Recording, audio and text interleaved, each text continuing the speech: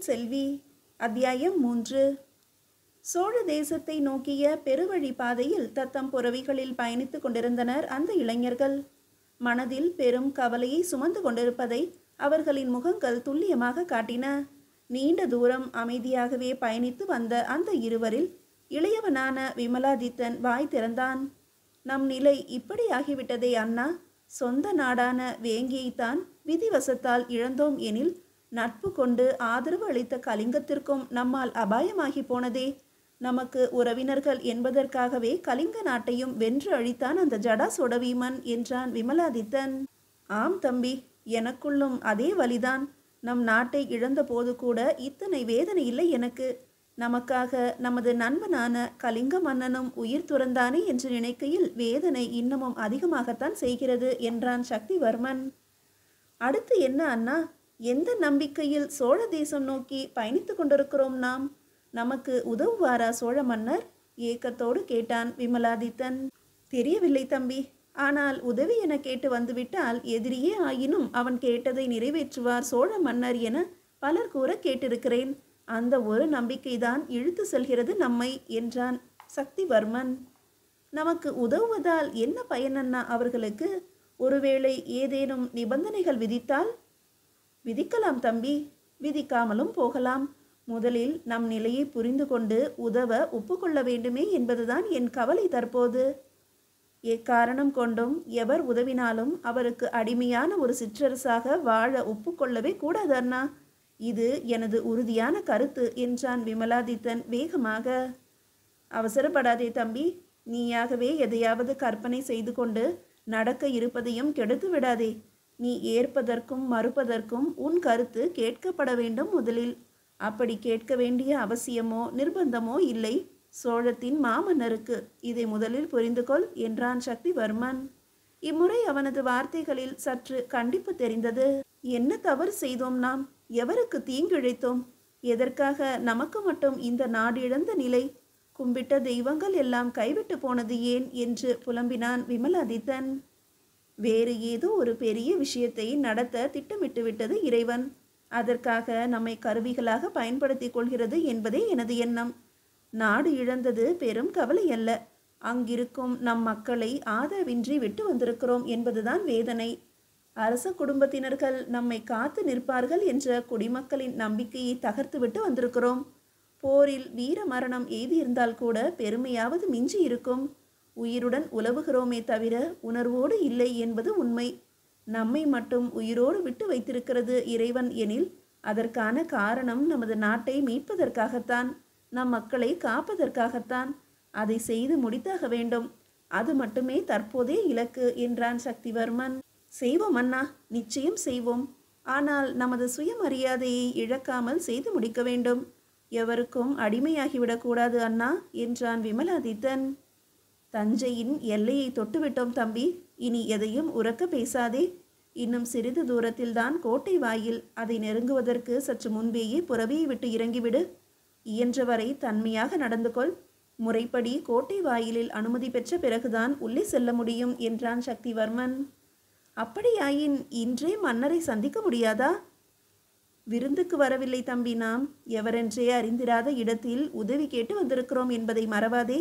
அத்தனை எளிதாக சோழ தேசத்தின் மாமன்னரை பார்த்துவிட முடியாது என்றான் சக்திவர்மன். இல்லையே, எளிதாக அணுகக்கூடியவர் சோழ மன்னர் என்கிறார்களே என்றான் விமலாதித்தன்.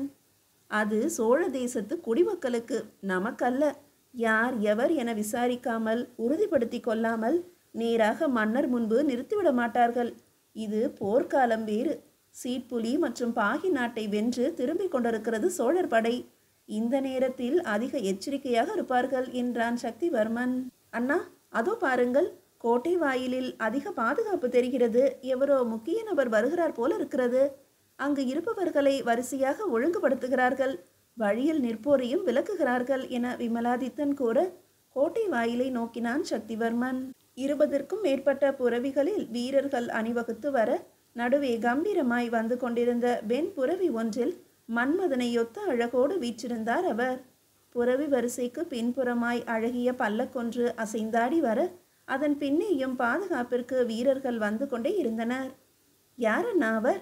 காண்போர் எவராயினும் கவரும் வண்ணம் உள்ளாரே, அவர்தான் அரசரா இல்லை இளவரசரா என்றான் விமலாதித்தன். இருவரும் இல்லை தம்பி. புயலை நேரில் சந்திக்கும் ஒரு உணர்வு சோழ மன்னரை காணும்போது தோன்றும் என்பார்கள். இவர் பார்வையில் அன்பு நிறைந்துள்ளது. இதழில் குறும்பான ஒரு புன்னகை கொலுவிருக்கிறது. நன்றாக பார். இருபுறமும் நின்றிருக்கும் கூட்டத்தில் கன்னியர்களை பார். அவர்களையும் மீறி கன்னம் சிவந்து நாணுவதை கவனி. அப்படியாயின் இவர் அவராகத்தான் இருக்க முடியும் என்றான் சக்திவர்மன். எவர் அண்ணா என்றான் விமலாதித்தன் ஆர்வமாக. வல்லவரையர் வந்தியத்தேவர்தான் இவர். மன்னரின் தமக்கையான குந்தவையாரை மணந்த மாவீரர். சோழத்தின் தலைநகர் படைப்பிரிவின் முதன்மை தளபதியும் கூட. அவராகத்தான் இருக்க வேண்டும் என சக்திவர்மன் முடிக்கும் முன்பு, வல்லவரையர் வந்தியத்தேவர் வாழ்க வாழ்க, குந்தவை மாதேவியார் வாழ்க வாழ்க என கோஷங்கள் ஒலிக்கலாயின. அண்ணா, எனக்கு ஒரு யோசனை. என்ன தம்பி, என்ன சொல்ல வருகிறாய்?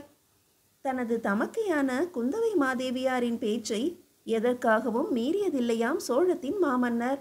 அப்படியாயின் நாமும் அவரையே தொடர்பு கொண்டு உதவி கேட்கலாமே. மன்னரால் மறுக்கவே முடியாதே என்றான் விமலாதித்தன். அதை கேட்டவுடன் பலமாக வாய்விட்டு சிரித்தான் சக்திவர்மன். ஏன் அண்ணா சிரிக்கிறீர்கள்? எரிச்சலோடு கேட்டான் விமலாதித்தன். பலரும் உன்னை போலத்தான் நினைத்து கொண்டிருக்கிறார்கள் சோழத்தின் மன்னரை பற்றி. உடன் பிறந்த தமக்கை என்பதை விட ராஜராஜருக்கு எல்லாமுமாய் ஆனவர்தான் குந்தவை மாதேவியார். இதை எவராலும் மறுக்க முடியாது. அதே சமயம் எல்லாமும் ஆன குந்தவையாரால் கூட ஆக முடியாத ஒரு விஷயம் உண்டு ராஜராஜரிடத்தில் என்றான் சக்திவர்மன். அப்படியா? அப்படி ஒரு விஷயம் உண்டா? என்ன அண்ணா அது? சோழம். ஆம், சோழ தேசம்தான். அதுதான் முதன்மையானது ராஜராஜருக்கு. அதன் பிறகுதான் எல்லாமும். அந்த ஒரு விஷயத்தில் எவருடைய கருத்திற்கும் உடன்படுவதில்லையாம் ராஜராஜர். தமது சோழத்திற்கு நன்மை பயக்கும் எனில் எவரையும் எதிர்க்க கூட தயங்க மாட்டார். தமது தமக்கையாரிடம் ஒரு சில விஷயங்களை அவர் ஆலோசிக்கும் வழக்கத்தை கொண்டிருக்கலாம். அதற்காக வேறு எதையும் யோசிக்காது அப்படியே செய்வார் என நினைப்பதே தவறு. நான் அறிந்தவரை நாட்டின் நலன் சம்பந்தப்பட்ட விஷயத்தில் சோழத்தின் மன்னர் பின்பற்றுவது அந்த ஒருவரைத்தான் என்றே தோன்றுகிறது. எவர் அழுத்தத்திற்கும் பணியாது, எவருக்காகவும் உணர்ச்சி வசப்படாது, சோழத்தை மட்டுமே சிந்திக்கும் திறன் அந்த ஒருவருக்குத்தான் இருந்தது என்று நமது தந்தையே அடிக்கடி கூறுவார். அது அப்படியே ராஜராஜரிடத்திலும் காண முடியும் என்றே எனது உள்மனமும் சொல்கிறது என்றான் சக்திவர்மன். இதை கூறும்போதே அண்ணனாகிய சக்திவர்மனின் உடல் சிலிர்ப்பதை உணர்ந்தான் விமலாதித்தன். யாரண்ணா அது? தாங்கள் இத்தனை சிலாகித்து பேசுவதை பார்த்தால் நிச்சயமாக அவர் ஒரு மாவீரராகத்தான் இருக்க இயலும். ஆம் தம்பி, எவர் ஒருவர் பெயரை கேட்டவுடன் சோழத்தின் அத்தனை உயிர்களுக்குள்ளும் வீரமானது நிறைந்து நெஞ்சு நிமிர்த்த வைக்குமோ அந்த அவர் பாண்டியன் தலை கொண்ட கோப்பரகேசரியான ஆதித்த கரிகாலர், தற்போதைய சோழத்து மாமன்னர் ராஜராஜரின் தமையன் என்று சக்திவர்மன் கூறி முடித்த அதே நொடி பொழுது வீசிக்கொண்டிருந்த காற்றின் வேகம் கூடியது. பெருவழிபாதையின் இருபுறத்தே இருக்கும் மரங்கள் பலமாக தங்கள் கிளைகளை அசைத்து தங்களின் இருப்பை வெளிப்படுத்தின. பரந்த வயல் வெளிதனில் படுத்து கிடந்த நெற்பயிர்கள் கூட நிமிர்ந்து எழுந்து நின்று விண்ணோக்க ஆரம்பித்தன. தம்பி, வந்தியத்தேவர் மனது வைத்தால் மாமன்னரை நாம் சந்திக்க முடியும். அதனால் முதலில் அவரை சந்திக்க முயற்சிப்போம். பழகுவதற்கும் இனியவர் என பலர் கூற கேள்விப்பட்டிருக்கிறேன் என்றான் சக்திவர்மன். அப்படியே செய்வோம் அண்ணா. முதலில் அவர்கள் செல்லட்டும் தஞ்சைக்குள். சற்று நேரம் கழித்து நாமும் செல்வோம் என்ற விமலாதித்தனின் பார்வை கோட்டை வாயிலின் உச்சியை தொட்டு அங்கேயே நிலைத்து நின்றது. என்ன தம்பி, மௌனமாகிவிட்டாய் என்று கேட்ட சக்திவர்மன் தம்பியின் கண்கள் கோட்டை வாயிலின் மேலேயே இருப்பதை கண்டான். அசையாதிருந்த தம்பியை தோள் தொட்டு உலுக்கினான். என்னடா தெரிகிறது அங்கு? ஏன் இப்படி உறைந்து போய் பார்க்கிறாய் என்றான் சக்திவர்மன். வீரபாண்டியனின் தலையை கொய்து வந்த பிறகு இந்த கோட்டை வாயிலில்தான் கட்டி தொங்க விட்டிருந்தாராமே ஆதித்த கரிகாலர். அதை நினைத்து பார்த்தேன் அண்ணா. உடல் சிலிர்த்து விட்டது ஒரு கணம். சோழ தேசத்தின் சிம்மம் என்பார்கள் ஆதித்த கரிகாலரை. எதிரிகளாலும் மதிக்கப்பட்டவர் அந்த மாவீரர் என நம் தந்தையே என்னிடம் கூறியிருக்கிறார்.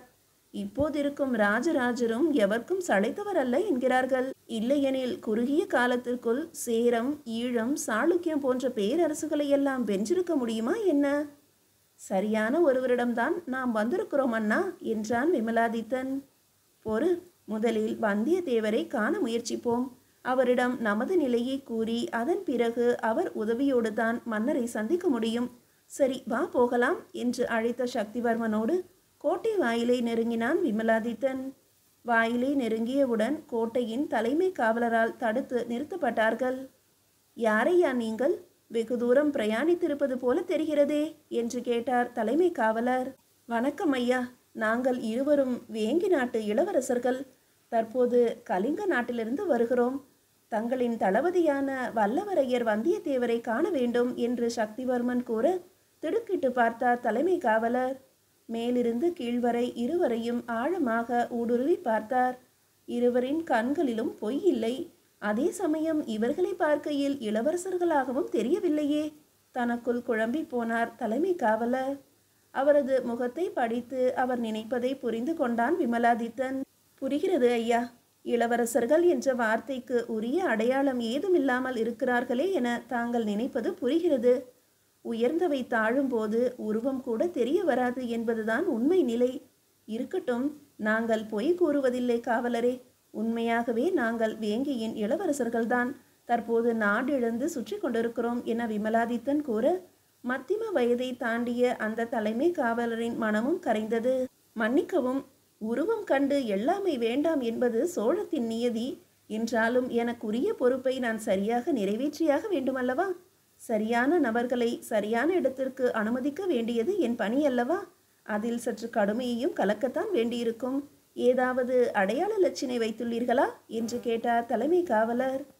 சொந்த மண்ணை இழந்திருக்கிறோம் காவலரே. அதைவிட வேறென்ன பெரிய அடையாளம் தந்துவிட போகிறது எங்களுக்கு? வேதனையோடு கேட்டான் சக்திவர்மன். புரிகிறது. தளபதி வல்லவரையரை முன்பே அறிவீர்களா? தங்கள் பெயரை கூறினால் அவர் உங்களை அறிந்து கொள்வாரா என்று கேட்டார் தலைமை காவலர். இல்லை ஐயா, முன்பின் அறிமுகம் இல்லை என்றான் விமலாதித்தன். எதற்காக அவரை நீங்கள் சந்திக்க வேண்டும் என்பதை இங்கு கூற வேண்டியது கட்டாயமாகிறது உங்களுக்கு என்றார் தலைமை காவலர். சோழத்தின் மாமன்னரை காண வேண்டும். அது உடனடியாக முடியாதது மட்டுமல்ல, அத்தனை எளிதானதும் அல்ல என்பதால் வந்தியத்தேவரை தொடர்பு கொண்டு உதவி கேட்க நினைக்கிறோம் என்றான் சக்திவர்மன். சரியான முடிவுதான். நீங்கள் இருவரும் கோட்டை வாயிலின் தென்புறத்தில் இருக்கும் விருந்தினர் இல்லத்தில் தங்கி பயண களைப்பை போக்கிக் கொள்ளுங்கள். நீங்கள் காண வந்திருக்கும் தகவலை தளபதியாருக்கு நான் அனுப்பி வைக்கிறேன். அங்கிருந்து வரச் சொல்லி தகவல் வந்தால் மட்டுமே உங்களை அனுமதிப்பேன். அது மட்டும் இல்லாது தற்போதுதான் வந்தியத்தேவர் தலைநகர் திரும்பியுள்ளார். உடனே உங்களை சந்திப்பார் என எதிர்பார்க்க இயலாது. அதனால் நீங்கள் பொறுமையாக காத்திருக்கத்தான் வேண்டியிருக்கும் என்றார் தலைமை காவலர்.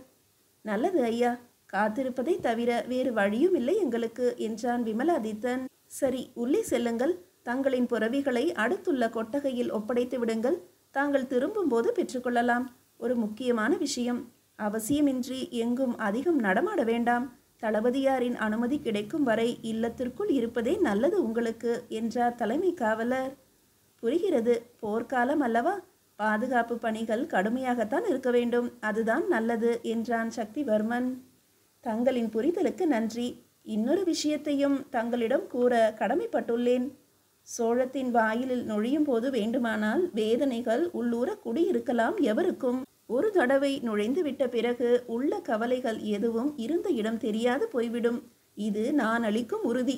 உங்களுக்கு எம் மாமன்னரின் சார்பாக என்றார் தலைமை காவலர். நல்லது காவலரே, தங்களின் வாக்கு நல்ல விதமாக பலிக்கட்டும் என்ற சக்திவர்மன் தம்பியோடு அங்கிருந்து விருந்தினர் இல்லம் நோக்கி நடந்தான். 2 நாட்கள் கடந்தன. தினமும் புது உடைகள் வழங்கப்பட்டன இருவருக்கும். ஒவ்வொரு வேளையும் தவறாமல் உணவளிக்கப்பட்டது. வணிகர் பெருமக்கள் சிலரும் அந்த இல்லத்தில் தங்கி இருந்தனர். இடையில் சக்திவர்மனும் சென்று தலைமை காவலரை சந்தித்து விட்டு வந்தான். இதுவரை ஏதும் அழைப்பு வரவில்லை என அறிவிக்கப்பட்டது அவனுக்கு. எந்த வேலையும் இன்றி வீணே அமர்ந்திருப்பது எரிச்சலை ஊட்டியது விமலாதித்தனுக்கு. 3வது நாளும் எதுவும் அழைப்பில்லாமல் போகவே கோபப்பட ஆரம்பித்தான் விமலாதித்தன். உதவி கேட்டு வந்த வேங்கியின் இளவரசர்கள் வந்தியத்தேவரின் அழைப்பை எதிர்பார்த்து காத்திருக்க, சீட்புலி நாடு, பாகி நாடு ஆகியவர்களை வென்று திரும்பிய சோழர் படை தலைநகரான தஞ்சைக்குள் நுழைந்தது வேறொரு பிரச்சனையாக உருவெடுத்து வந்தது. அதிலும் பிரச்சனையின் ஆணிவேருக்கு சோழத்தின் இளவரசன் ராஜேந்திரனே நீர் வார்த்திருப்பான் என எவருமே எதிர்பார்க்கவில்லை. அடுத்த நாள் நிகழ்வினை எண்ணி அப்போதே வெம்மை படர ஆரம்பித்தது சோழத்தின் அரசவையில். மீதியை அடுத்த அத்தியாயத்தில் காணலாம்.